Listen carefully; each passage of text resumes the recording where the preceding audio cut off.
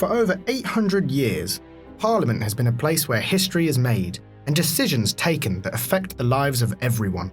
Made up of the House of Commons and the House of Lords, the UK Parliament debates, makes laws, and challenges and checks the work of the government.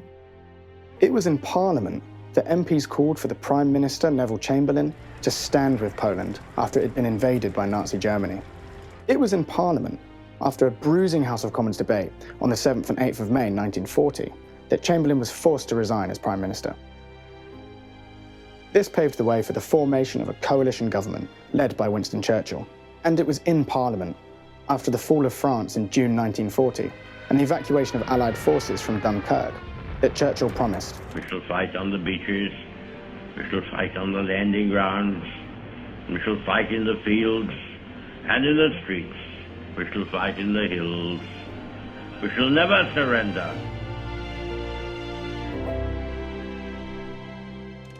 Parliament passed the laws which prepared Britain for the demands of total war, including for some, conscription into the armed forces. However, everyone felt the effects of the sweeping changes the war effort demanded, including the introduction of rationing, blackout and air raid procedures, and the evacuation of children from cities across Britain. Now, one of the key roles of Parliament is to hold the government to account. But what happens when the three main parties are in coalition together?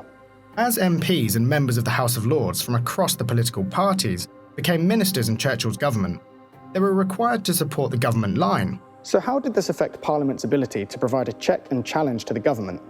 Did this mean that Parliament was irrelevant during the Second World War? Far from it. Parliament continued to play an important role. As well as enabling the government to pass the necessary legislation to deal with the war, it also allowed for MPs and members of the House of Lords to raise concerns and challenge the decisions of the government. In the House of Lords, Baron Wedgwood called upon the government to admit every refugee fleeing Nazi persecution, and George Bell, the Bishop of Chichester, condemned the policy known as area bombing. The Area Bombing Directive instructed Royal Air Force raids to target not just military targets, but industrial centres, along with their civilian population. Meanwhile, in the House of Commons, at low points in the war, debates could be bitter, with pointed criticism of Churchill's leadership. In July 1942, there was a vote on whether the House had confidence in the central direction of the war. Churchill won the motion by 475 votes to 25, but not before Nye Bevan had wounded the Prime Minister with the remark that he wins debate after debate but loses battle after battle. Parliament not only shaped the conduct of the war, but also directly felt its effects. MPs and members of the House of Lords served in the armed forces, and Parliament even had its own Home Guard unit. Made up of MPs and staff of both houses, this undertook fire-watching duties and manned a gun at the exit to Westminster Underground Station.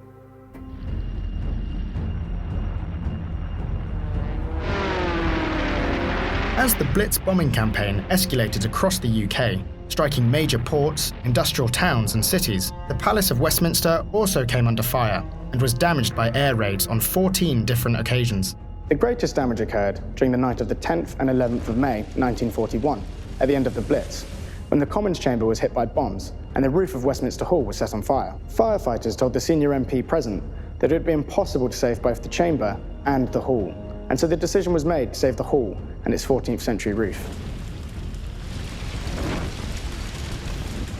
The fear of Parliament being bombed while MPs and Lords were sitting also led to both houses meeting in nearby Church House between 1940 and June 1941. At the end of the Blitz, members returned to Westminster, with the Commons meeting in the Lords' chamber and the Lords meeting in the robing room. Clearance of the bomb damage to Parliament began in May 1945. At Churchill's request, the Commons chamber was rebuilt to its original design. But one part still bearing its wartime scars is the arch between Members' Lobby and the Commons, rebuilt using bomb-damaged stones as a permanent reminder of Parliament at war. Memorial shields in the House of Commons serve as a further reminder of the MPs killed in the war, and members of the House of Lords who gave their lives are commemorated in a memorial in the Royal Gallery. The war in Europe finally came to an end on the 8th of May 1945, with the surrender of Nazi Germany. though fighting continued in the Far East against Japan until 15th of August 1945. Just as Parliament was being rebuilt, so too was the country. During the war, the Archbishop of Canterbury, William Temple, called for the creation of a welfare state to combat the 5 giant evils of squalor, ignorance, want, idleness, and disease. To the poverty of the 1930s had been added the strains of wartime, with many British cities heavily bombed and millions of homes destroyed. Even though fighting continued against Japan for a further 3 months, the Conservative and Labour parties agreed that the coalition government should not be extended beyond the course of the war with Germany. And so an election was held in July 1945.